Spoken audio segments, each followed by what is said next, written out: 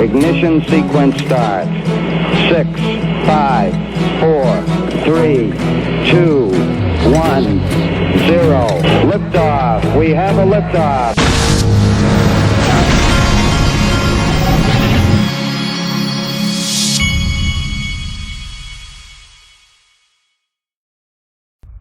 Hey everybody, this is the Digital Asset Investor, and these are always fun.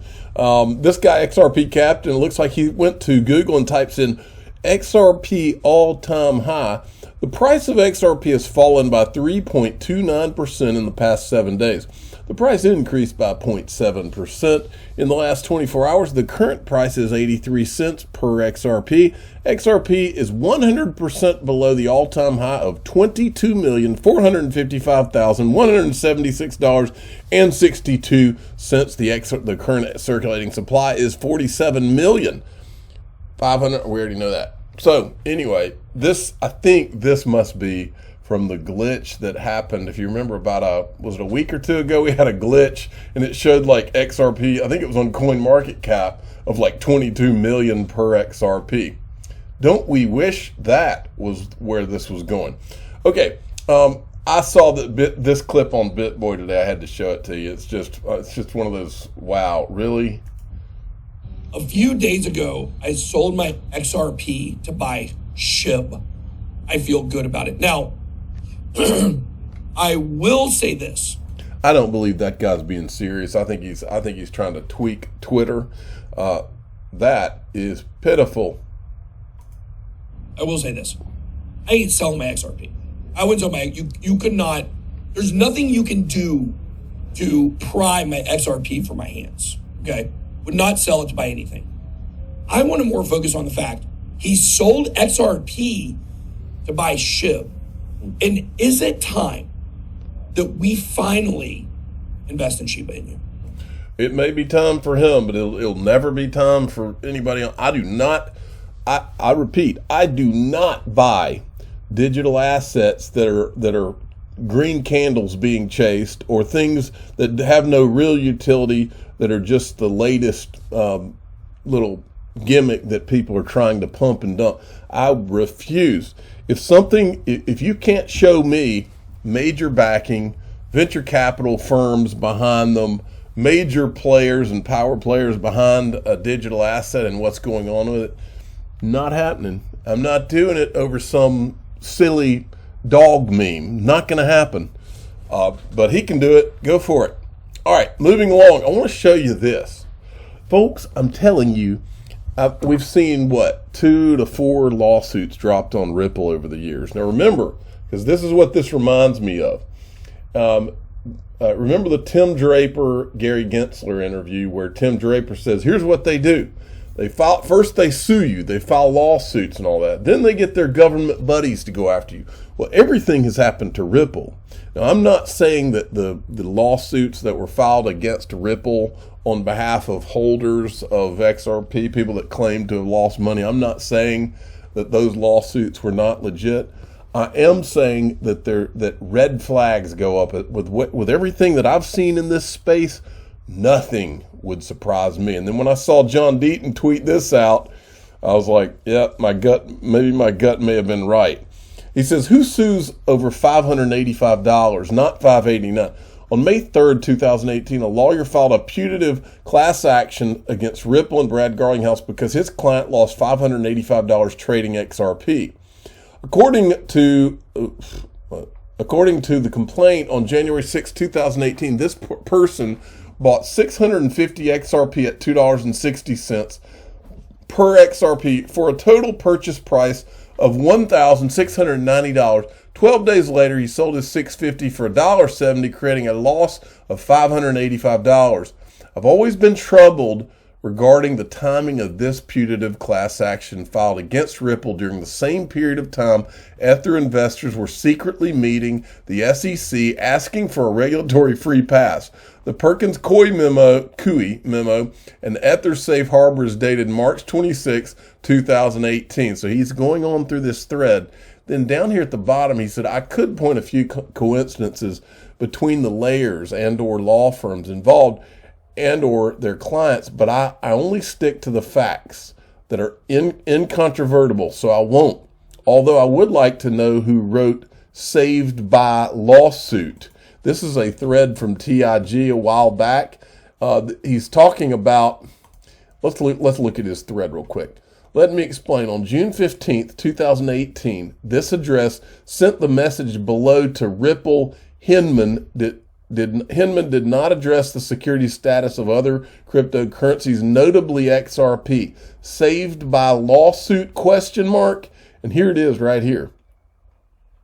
Saved by Lawsuit. All right. And he has a whole thread on this, and it's one of those weird things, folks. We can't prove any of this, but it's interesting to look at. XRP Bart. Leonidas had tweeted this out. After a 4-month pause, Jed McCaleb has started selling his XRP again, with 700 million XRP left in his taco stand wallet. Of course, the SEC says nothing to Jed McCaleb. He gets a free pass, just like the Ethereum guys. Then this one, U.S. Securities and Exchange Commission delays decision on the New York Digital, I can't remember the name of that company, but that's the company right there. A Bitcoin, they had applied for a Bitcoin ETF and they're delaying the decision. Imagine that, an SEC that doesn't make decisions. Robert Dobbs, I can't, and what's interesting about this is this guy's got like 1.5 million followers. I can't help it but laugh when somebody calls XRP a shitcoin. Oh, well, I don't even waste my time laughing anymore. Now, I'm going to show you a clip from this in a minute, but first I wanted to show you this. This is a clip of it's Bretton Woods 2.0. This is a clip. I couldn't remember if I had ever played this for any of you, but it's worth listening to if you really want to understand what's going on worldwide right now. Listen to this. When you look at the fine print, you see that there's a lot more to this Bretton Woods 2.0 than just these 3 objectives: central bank digital currency, and the IMF giving the central banks reserves in the form of SDRs, so this system runs more smoothly. There are no certainties, but I think there's a probability that the Bretton Woods 2.0 is more about total control of the entire global economy. Let's go right back to the IMF's own website, and you'll see exactly what I'm talking about. A number of analysts have suggested that any ambitious reform of the SDR should also embrace the private use of this global currency. Right now, you can't buy groceries at the grocery store with SDRs, but they're saying that they want that to be a reality in the future. This could include using SDRs to denominate private or government bonds, or as a unit of account in commercial transactions, for example, in commodity pricing. A virtual SDR could facilitate the SDR's use in private transactions, creating a global cryptocurrency. And I think this next part is extremely important. This would certainly be preferable to existing crypto assets, all of which have experienced highly volatile prices. They're taking dead aim at Bitcoin, and they want the SDR, or a crypto digital version of the SDR, to be the global currency that they control. And if now, folks, you control the money, you also control the people. Folks, let me tell you what, the people that he's talking about in this, the same people, IMF is Christine Lagarde, and then you have in that same group the BIS, the Bank of International Settlements. What have they all said? And this, folks, makes me think that the Bitcoin, I've always thought Bitcoin and Ethereum in one way or another were some kind of a ruse, because it's never made any sense to me. Bitcoin and Ethereum, proof of work doesn't work, okay? It does not work, never has. I've always felt like it's one of those look over here things, okay? And maybe that's what we've been watching all along, okay? But this right here, wouldn't it be something if all of a sudden, I mean, we've heard Christine Lagarde, we've heard Augustin Carstens from the BIS, we've heard them say that it's not Bitcoin, we've heard them say that that it can't be Bitcoin. They're not going to let Bitcoin. Brad Garlinghouse said they'll bring out the tanks and the guns before they're going to let something replace the central banks let something replace their currencies. And that's part of the reason I've always been locked onto XRP and XLM, is because they're not trying to, they're not walking around saying they're going to replace the currency. XRP is a bridge currency. There's a difference. Okay, now TAIG is giving Jerry Brito, who runs Coin Center, a hard time. He's trying to bring Jerry, and here's why he's doing it, and I understand and I agree with him. Here's what's going on here. Coin Center is like I've told you before, they're like a lot of these supposedly industry groups that are supposed to represent the crypto industry. They say that, but what they really are is Bitcoin, Ethereum crypto industry representatives, and only Bitcoin and Ethereum, and all things Ethereum, all things built on Ethereum. That's what they really are. This is a big disguise. Okay, so TAIG is rightly so saying, wait, Jerry, you represent the industry. Have you looked at the Grunfest letter to Jay Clayton? It talks about risks to national security and XRP. You may want to check it out. But these guys, they can't talk about the XRP thing because that's not what they're there for. They're there for Bitcoin and Ethereum and all things Bitcoin and Ethereum. Now look, I'll show you. If you look through here, this is the Coin Center website. Jerry Brito, this guy is Bitcoin, Ethereum, everywhere you look. Look who else is on here. Now, you've got right down here. This is the lady, every time you see these Bitcoin or Ethereum people, you see this lady from Lightning Network pop up, Elizabeth Stark. The problem is Lightning Network has never worked. This is the crazy thing about this Bitcoin Ethereum thing, is that it's never worked. Meanwhile, you've had two that we know have worked from day one, XRP and XLM. But they don't want to talk about those. It's only Bitcoin and Ethereum. Now, I went back and just for giggles, because it's not on the Coin Center website now, but I went back for giggles just to see who was on their advisory board. I went to the Wayback Machine. You'll see there's the Coin Center website. Right during the month that Bill Hinman gave his Ethereum free pass speech, look who's on the advisory board.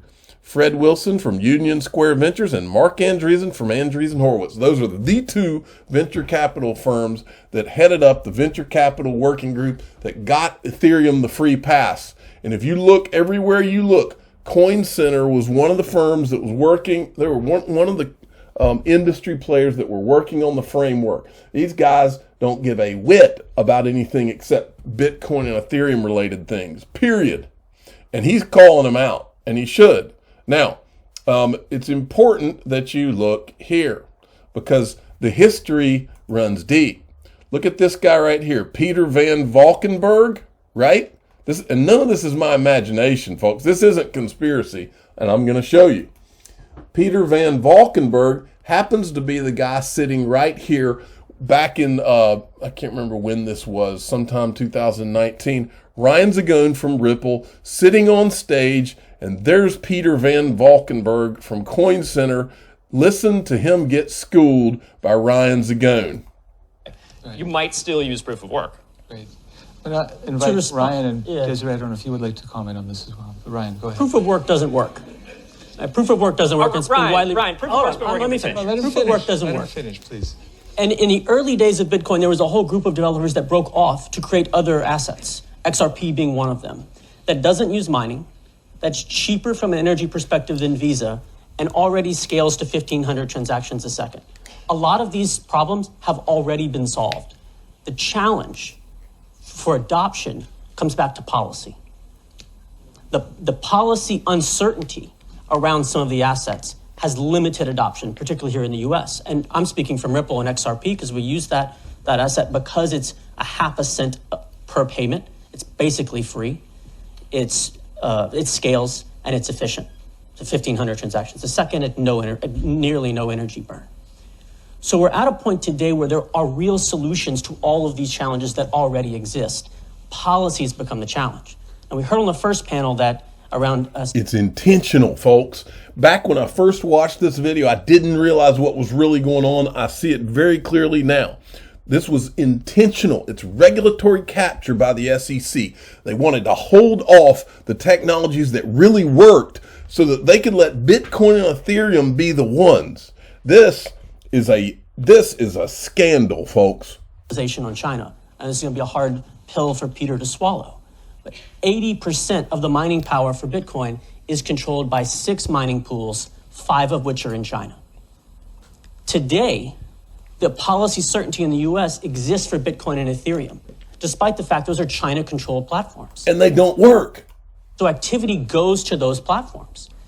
What we need to do from a... See, what the Ethereum people, what the Joseph Lubins of the world, what they say and what they would have you believe is they hold their, Ethereum, there are more developers on Ethereum than anything. What they don't say is the reason there's more developers is because through regulatory capture and the SEC picking winners and losers, they have more developers. If there was a level playing field and this thing was a competition the way it should be in the United States of America, it wouldn't even be a contest because proof of work doesn't work. Somebody somewhere made the decision, hey, we need to use regulatory capture and hold off everything else, give Bitcoin and Ethereum a free pass, and buy time so that we can create a monopoly with this thing. But we got to have Ethereum 2.0 to do it. Policy perspective in the US is to look at the places where there are uncertainty. And one place I'm speaking directly for me here is XRP, where it looks like Bitcoin. It's decentralized, it's open source. We have 7% of the validation power on that, rather small in there. Grouping or giving clarity to those ones that are very similar to Bitcoin and Ethereum, that have the same characteristics and should be classified the same way. And then we're creating a level playing field across all the cryptos. I'm not anti-Bitcoin or anti-Ethereum by any means. And neither am I. All we want is a level playing field. A lot of great potential and breakthrough there. But we need to have a level playing field so the market can pick which ones they want to use and not be, as today they are, hindered by regulatory uncertainty. Exactly, folks. This is a scandal. And look at this. So this right here, I found this today. And I want you to think about how, when you listen to this, this is Katie Hawn. This is the same woman who prosecuted Ripple back in 2015 and declared XRP a virtual currency.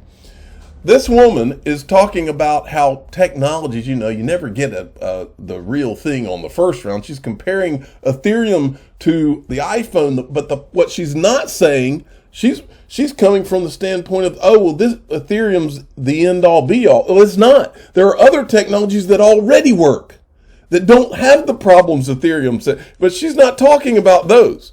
It's just Ethereum because we said so. Sarah, you mentioned Ethereum. It's a new computing platform. And right now, people will say, well, it's not as fast, as Visa, for example. No, I would say it's not as fast as XRP, for example, but they don't want to talk about that. They don't want to talk about the fact there are multiple cryptos that could take a squat on Ethereum technologically, and they know it.